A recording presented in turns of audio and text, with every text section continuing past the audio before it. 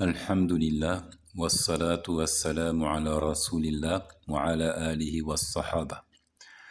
Lorsque l'on parle du jour de Ashura, on ne peut plus éviter à notre époque de parler de l'attitude des chiites et de ce qu'ils réalisent durant cette journée. Comme vous le savez certainement, les chiites, au lieu de se contenter de jeûner ce jour-là, comme l'a commandé le prophète alayhi salatu wassalam, pour se remémorer donc la victoire de Moïse sur Pharaon et le secours d'Allah apporté à Moïse contre Pharaon et son armée, les chiites préfèrent se remémorer un autre fait historique qui est l'assassinat de Hussein. Hussein, donc fils de Ali ibn Abi Talib et petit-fils du prophète alayhi salatu wassalam, qui aurait été tué donc en ce jour de Ashura à Karbala, donc en Irak. Donc pour eux, le plus important en ce jour-là, c'est de célébrer le martyre de Hussein. ما يفعله الشيعة في عاشوراء من ضرب الصدور ولطم الخدود وضرب السلاسل على الأكتاف وشج الرؤوس بالسيوف وإراقة الدماء محدث لا أصل له في l'islam. Nous disons clairement que ce que font les chiites, encore appelés à juste titre Rafida, et notamment donc les imamites, duodécimains qui contrôlent l'Iran, ce qu'ils font durant cette journée de Ashura, en se frappant la poitrine, en se fouettant le visage, en frappant leurs épaules et leur dos à l'aide de chaînes surmontées de pics, ou encore en se tailladant la surface du crâne à l'aide d'épées tranchantes. Bref, l'objectif étant de faire couler le sang. Tout ce qu'ils font donc au cours de défilés d'actes barbares, que l'on peut les qualifier de barbares, qui consistent encore une fois à faire couler le sang, tout cela est innovation et ne trouve aucun fondement, aucun repère dans la religion de l'islam. Donc vous l'aurez compris, pour célébrer le martyre de Hussein, ils disent il faut que nous-mêmes fassions couler notre sang. Ça fait un peu penser, n'est-ce pas, à l'attitude des chrétiens, qui pensent que pour se remémorer la souffrance de Jésus, il faut à son tour porter sa croix. Mais clairement, c'est quelque chose qui est innové, c'est une hérésie, une innovation. فإن هذه أمور منكرة نهى عنها النبي صلى الله عليه وسلم كما أنه لم يشرع لأمتي أن تصنع شيئا من ذلك أو قريبا منه لموت عظيم أو فقد شهيد مهما كان قدره ومنزلته. Donc en réalité, ces choses-là, elles sont à réprimander, elles sont à refouler, à rejeter, à critiquer, et elles relèvent de ce que le prophète alayhi salatu wassalam a interdit. Ce n'est absolument pas prescrit pour sa communauté après lui. Ils ne doivent pas se comporter de la sorte pour, soi-disant, donc célébrer la mort d'un grand homme ou encore le martyre d'un individu, quel que soit son degré, quel que soit sa piété, quelle que soit sa notoriété. Nous n'avons pas à célébrer sa mort de cette façon-là. قد استشهد في حياته عليه الصلاة والسلام عدد من كبار الصحابة الذين حزن لفقدهم كحمزة بن عبد المطلب وزيد بن حارثة وجعفر بن أبي طالب وعبد الله بن رواحة فلم يفعل شيئا مما يفعله هؤلاء الرافضة فلو كان خيرا لسبقنا إليه عليه الصلاة والسلام. Effectivement, lorsqu'on analyse la sira, la biographie du messager, on se rend compte que de son vivant, il a perdu quelques-uns de ses plus grands compagnons, de ceux qui lui étaient le plus proches, et même des membres de sa famille. Nous pensons évidemment à des martyrs tels que Hamza ibn Abd al-Muttalib, ou encore Zayd ibn Haritha, Ja'far ibn Abi Talib, Abdullah ibn Rawaha. Tous ces gens-là sont morts et ont été tués du vivant du prophète, alayhi salatu wassalam. Il n'a jamais dit nous allons nous remémorer leur départ, leur mort, en nous lapidant, en nous flagellant, en faisant couler notre sang. Il n'a pas agi de la sorte. Donc si c'était un bien, il nous aurait devancé en cela. Alayhi salatu wassalam. Clairement, Al-Bukhari et Muslim rapportent de Abdullah ibn Mas'ud, qu'Allah soit satisfait de lui, que le prophète alayhi salatu wassalam a dit ليس منا من لطم الخدود وشق الجيوب ودعا بدعوى الجاهلية. Le prophète a dit, il n'est pas des nôtres, celui qui se frappe les joues, qui déchire ses poches et qui lance des appels dignes des appels lancés durant la période pré-islamique.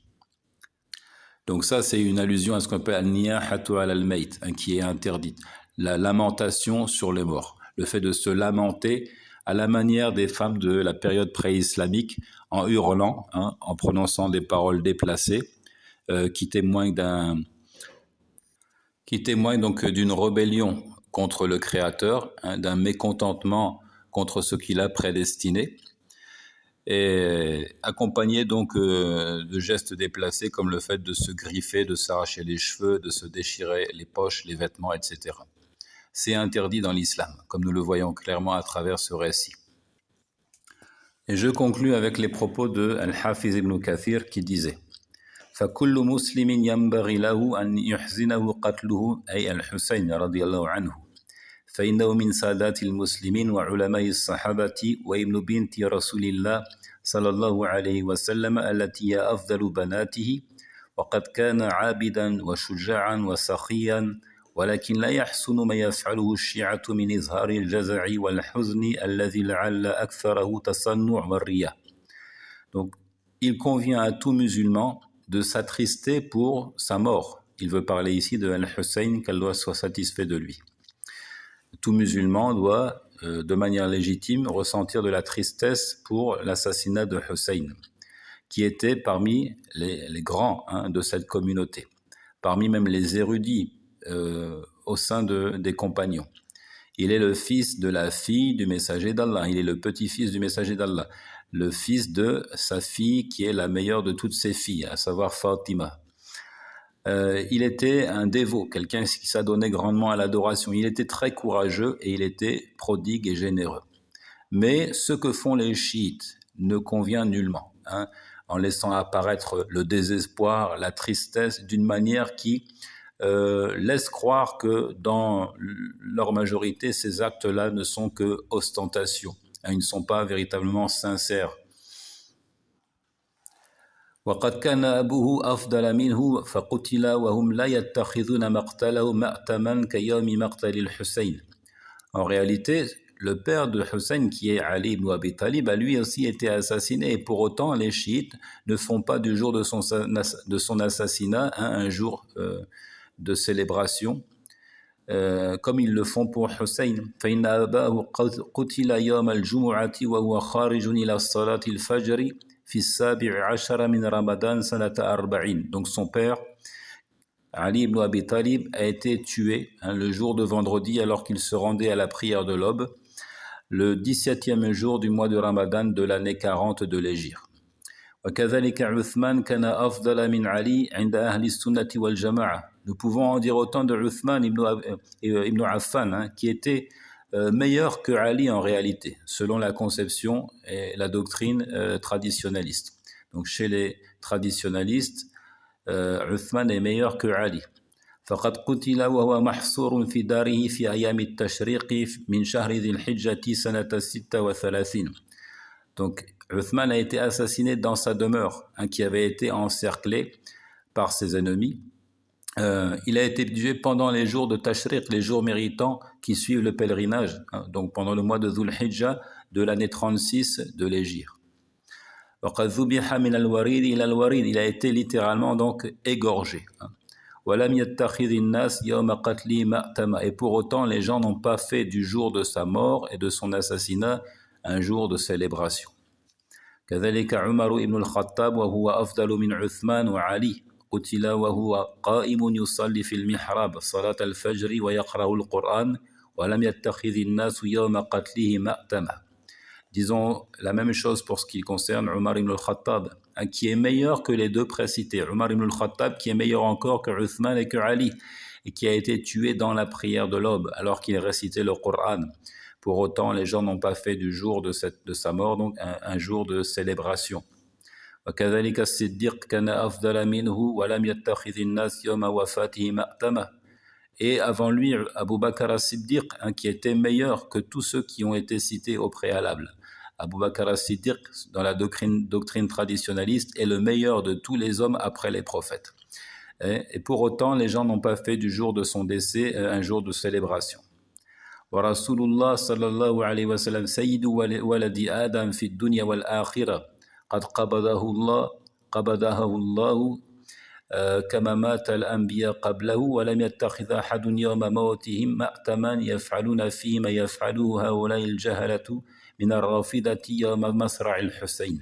Et puis avant eux, avant les compagnons évidemment, le messager d'Allah, maître des fils d'Adam dans ce bas monde comme dans l'au-delà, Allah Azzawajal a laissé mourir, hein, il a saisi son âme comme il l'avait fait pour les prophètes avant lui.